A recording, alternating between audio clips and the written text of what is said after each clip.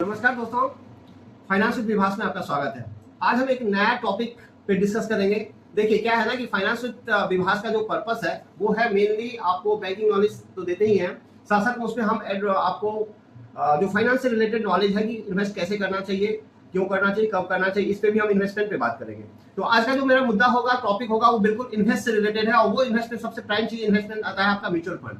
मैं ये सोच रहा हूँ कि म्यूचुअल फंड का एक मैं सीरीज बनाऊंगा, जिस सीरीज के अंदर मैं सारा डेटा आपको दिखाऊंगा, सारा डेटा बताऊंगा। उस म्यूचुअल फंड से रिलेटेड कोई भी क्वेरीज हो तो वो सारा कुछ कंफर्मेशन आपको एक ही वीडियो या मल्टीपल वीडियो में मिलेगा, जो इस सीरीज के अंदर होगा।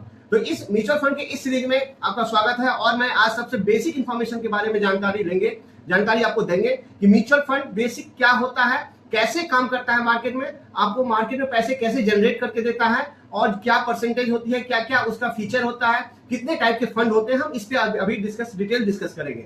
देखिए तो कॉमन सी बात है कि म्यूचुअल फंड आज नहीं, हमको लग रहा है कि म्यूचुअल फंड बहुत पहले आया था और अभी भी लोगों के पास इतने अवेयरनेस नहीं है कि वो अपना पैसा कहाँ पे डाले। म्यूचुअल फंड इन्वेस्टमेंट का सबसे सेफ और सबसे सटीक तरीका है जहां पे आप अपने पैसे को इन्वेस्ट कर सकते हैं। तो म्यूचुअल फंड होता क्या है, बेसिकली आप ये जानने की कोशिश कीजिए। देखिए क्या होता है ना कि आपके यहाँ एक फंड मैनेजर अलग बैठे हुए हैं, ठीक, और डिफरेंट आदमी से क्या करता है कि पैसा हमने कलेक्ट किया, कलेक्ट करके एक फंड बनाया, उस फंड के लिए एक मैनेजर है, उस फंड को वो फंड मैनेजर मैनेज करके रिटर्न आपको देता है। यही मेन म्यूचुअल फंड का कंसेप्ट होता है। ये जो कलेक्शन और पूलिंग मनी होता है डिफरेंट कस्टमर से, डिफरेंट पब्लिक से, वो लेकर के पैसे को जनरेट किया जाता है। एक आपने एक कहावत सुना होगा कि पैसे से पैसे कमाया जाता है। वो कैसे कमाया जाता है? मनी गेट्स मनी, यही होता है, यही एक कंसेप्ट होती है। तो इस करिकुलम में मैं अभी बात करूंगा कि म्यूचुअल फंड जनरली दो टाइप की इन्वेस्टमेंट होती है।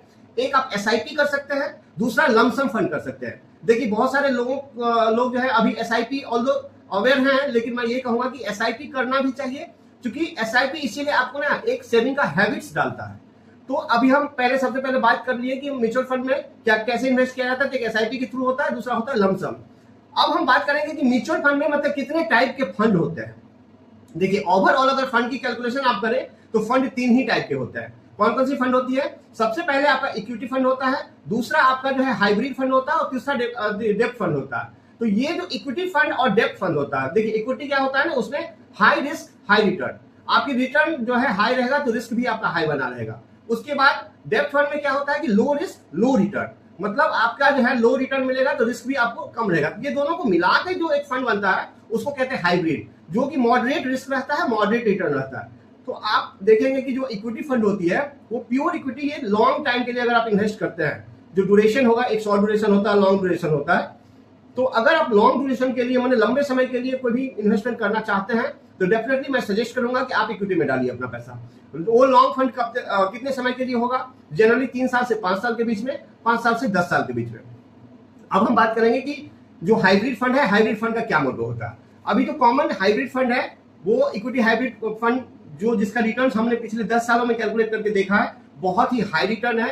तो हाइब्रिड फंड भी मॉडरेट रिस्क है, जो आपको रिस्क ज्यादा नहीं लेने की जरूरत है और अच्छा रिटर्न देगा। इसका जो मिनिमम रिटर्न हम जो देखे अभी मार्केट में 17 से 18% की रिटर्न है। ऑल्दो मार्केट की फ्लक्चुएशन बढ़ती है, मार्केट कभी अप होता है, मार्केट कभी डाउन होता है, फिर भी आपको 17 से 18% की रिटर्न बनाता है। अब है कि डेब्ट फंड। डेब्ट फंड में क्या है ना कि आपको लो रिस्क रहता है डेफिनेटली, तो रिटर्न भी आपको 8 से 10% की रिटर्न मिलती है। जनरली डेब्ट फंड में क्या आता है, कौन कौन से फंड?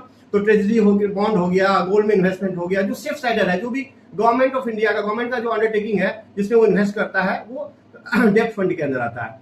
तो अभी हम जो एक और टॉपिक पे बात करेंगे, जो इंपॉर्टेंट टॉपिक होगा कि हाइब्रिड में। देखिए हम ऑल्दो एक वीडियो के साथ सेपरेट डिस्कशन करेंगे, लेकिन अभी मेरे एक दोस्तों का सजेशन था कि सर हम एसडब्ल्यू के बारे में बताइए कि एसडब्ल्यूपी क्या होता है। एसडब्ल्यूपी, देखिए एसडब्ल्यू को सिस्टमैटिक विड्रॉल प्लान कहते हैं। जो कोई भी ट्रांजेक्शन होती है ना तो उसका अलग अलग कैटेगरी है। एसडब्ल्यूपी का मतलब होता है सिस्टमैटिक विड्रॉल प्लान। अगर लेट्स एग्जांपल, अगर आप सपोज 20 लाख रुपए आज के डेट में रखें, तो आज के डेट में 20 लाख रुपया रखें तो इसमें आपको मंथली इनकम रिटर्न चाहिए, जिसको एक MIS भी कहते हैं, मंथली इन्वेस्टमेंट स्कीम।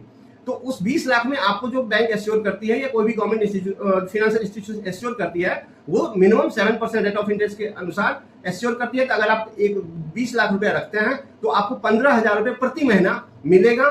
और उसके बाद जो लमसम फंड होता है वो आपको 11% की मैच्योरिटी की दर से आपको लास्ट में जो 27 लाख रुपए होता है वो भी रिटर्न हो जाएगा।